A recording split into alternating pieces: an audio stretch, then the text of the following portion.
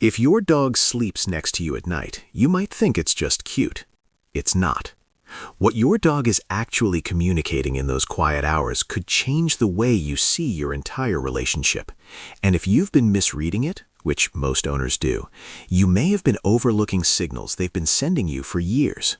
Before we go any further, if you care about truly understanding your dog, not just owning one, subscribe right now. What we're about to unpack goes much deeper than most people realize. Let's start with the first truth most owners get wrong. 1. It was never about warmth. A lot of people assume the reason their dog climbs into bed is simple. You're warm, the room is cold, case closed. But here's the problem with that theory. Dogs are incredibly good at finding comfortable places to rest. They'll choose couches, rugs, crates, sunny spots by the window, even cool tile in summer. If temperature were the only factor, they have options. So why do they repeatedly choose you? Because sleep is when a dog is at their most vulnerable. In the wild, resting meant risk. A sleeping animal is exposed, unaware, defenseless.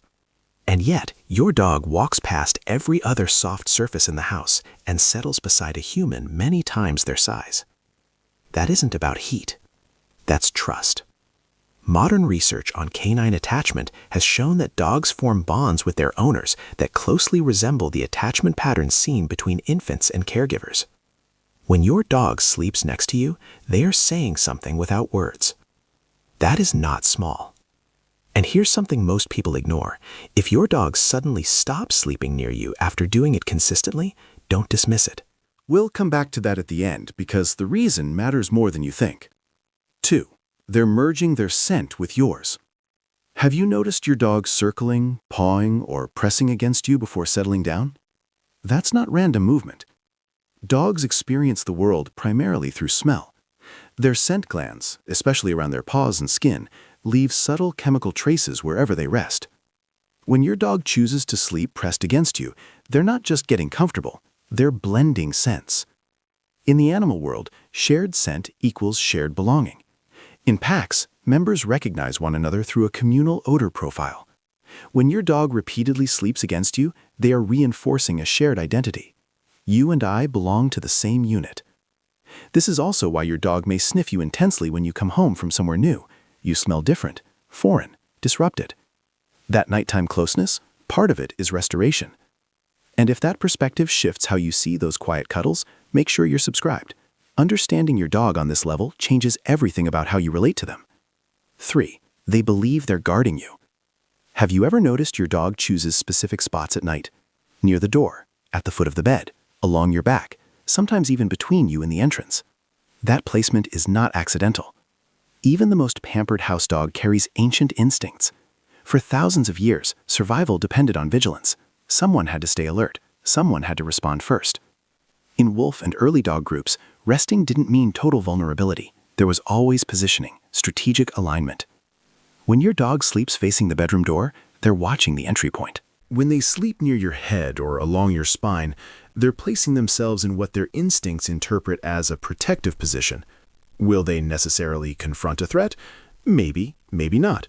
But in their mind, they have assumed a role, protector. That sense of responsibility isn't something you trained into them consciously. It's embedded. And every night they show up to that position again, they are fulfilling it. Now pay attention to this next part, because how they sleep tells you even more. 4. Every sleeping position carries a message. Does your dog curl tightly into a ball? That posture protects the abdomen and vital organs. It's a semi-guarded position. If your dog consistently sleeps near you but stays tightly curled, it may indicate comfort but not total surrender. It's trust with a layer of caution. Now, what about when they stretch out completely, legs extended, belly exposed, sometimes even on their back? That is vulnerability at its highest level. The abdomen is one of the most sensitive areas on a dog's body. Exposing it during sleep means they believe nothing in their environment, including you, poses a threat. That level of relaxation is earned. And what about when they turn their back to you? Some owners misinterpret this as distance. It's the opposite. In canine social behavior, turning one's back is a display of trust. And then there's full body contact, pressed against your legs, wedged against your ribs, sometimes in positions that look uncomfortable. That isn't clinginess, it's bonding intensity. They are minimizing physical distance because closeness equals security. 5. They adjust their rhythm for you. Here's something most people never consider. Dogs are naturally wired for activity patterns that don't always perfectly align with human schedules. Their alertness peaks are influenced by ancestral hunting cycles, dawn and dusk. Yet bonded dogs frequently shift their routines. They stay awake when you're active, they settle when you settle. They anticipate your bedtime. Some even position themselves before your alarm goes off. Studies observing domestic dogs living closely with humans have shown synchronization effects. Over time, dogs adapt their rest and activity cycles to mirror their owners. Think about that. An internal clock shaped by thousands of years of evolution gradually adjusts, not because it has to, but because attachment motivates alignment. They want to exist when you exist. They want to rest when you rest. That kind of synchronization isn't mechanical, it's relational. 6. They sense your emotional state before you do. Have you ever had a stressful day and noticed your dog unusually close that evening? That's not coincidence. Dogs are exceptionally sensitive to changes in human physiology. When you're stressed, your breathing shifts, your posture changes, your tone tightens, your scent alters due to hormonal fluctuations like cortisol. Your dog detects these signals long before you articulate them.